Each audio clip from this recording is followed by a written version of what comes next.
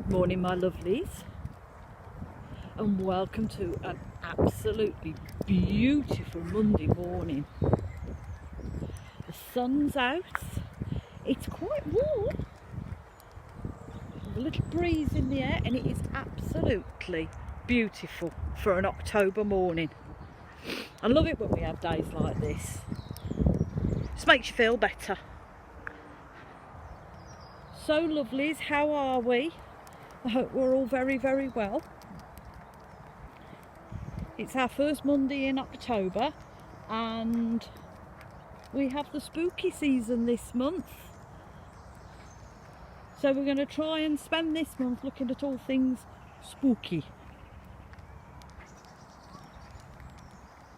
Which I think the theme for the month is.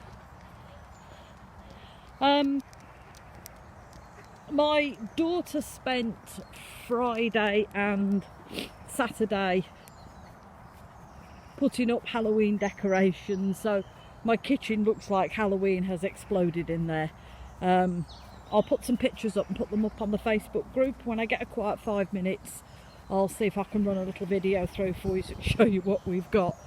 So yeah, it is quite busy in there, shall we say.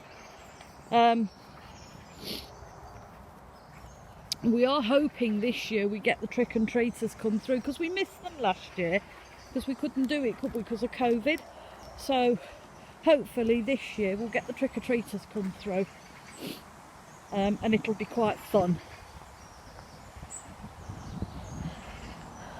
So today I thought we would have a look at spirit animals and meanings. No, Lou, leave the squirrel alone. Because we all seem to come into contact with a lot of animals that you think, well, that's a bit of an odd place for an animal to be. Excuse me while I try and find stuff. So yeah, I mean, there's times when I've literally had a mouse run across my foot and just sat there and look at me, and I'm thinking, it's a bit of an odd place for a mouse to be.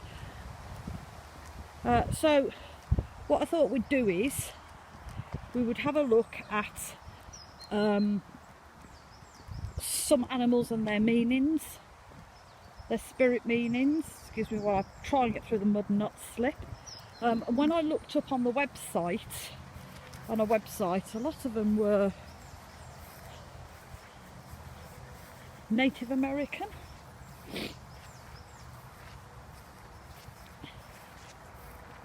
Come on.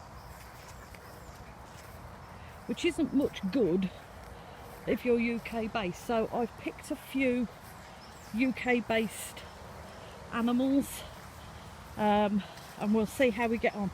So the first one we've picked up is crows. Now most people are quite wary of crows.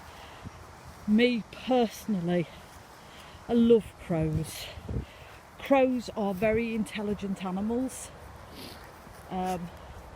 You know, they work out how to obtain their food using tools and things, but crows are associated with death. So crows can mean dark omens. In some cultures they're a sign of death and also great mysteries. Pay attention to the universe because it might be sending you a message.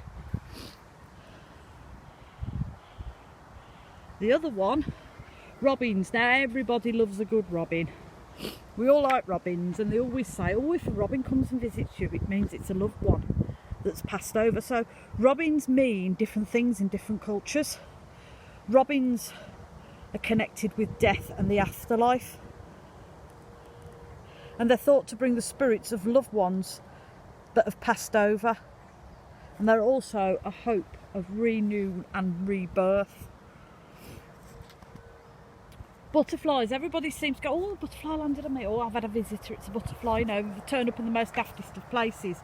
So butterflies, it's a sign of positive change.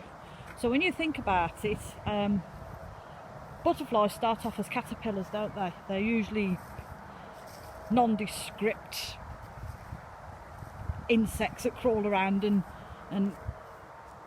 eat their way through England, and then they make themselves a cocoon, and then they change into the most amazing butterflies, the most beautiful butterflies.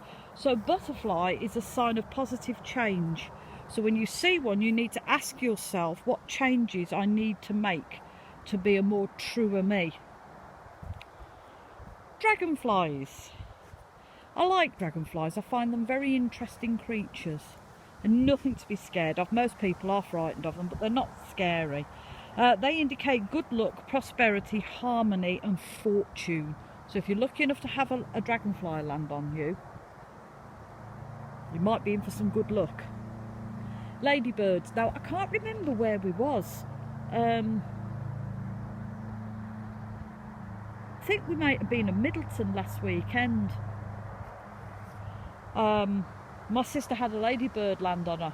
It was quite pretty. So this one's for you, our kid. Ladybirds, a time of good luck, good fortune, abundance, and be ready to receive it. So hopefully means you've had a ladybird land on you, our kid. You'll probably get some good luck and good fortune, because believe me, we could all do with a bit of that.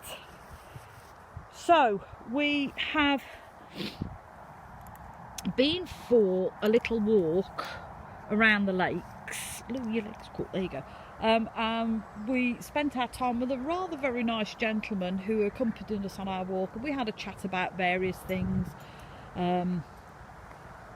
memories of Tamworth and various other political, although I'm not a political person, but you know, council matters. And it was quite nice to actually stand and talk to somebody. I mean, I don't do people as a rule, but he lives on his own, so he was telling me, and it was just nice for him to actually speak to somebody, I suppose, while we were all out and about. So yeah, that just goes to show, lovelies, that if somebody you don't know sits by you and starts to talk to you, don't think they're weird or strange. Maybe they're just reaching out, maybe they're lonely and they need somebody to speak to. So just give them 5 minutes of your time. If that's all you can spare, at least speak to them. It might just make their day, it might break their day up. So yeah, so that's it, lovelies, for this morning. I'm going to go home now for a cup of tea. So look after yourselves, lovelies. Have a very blessed Monday morning.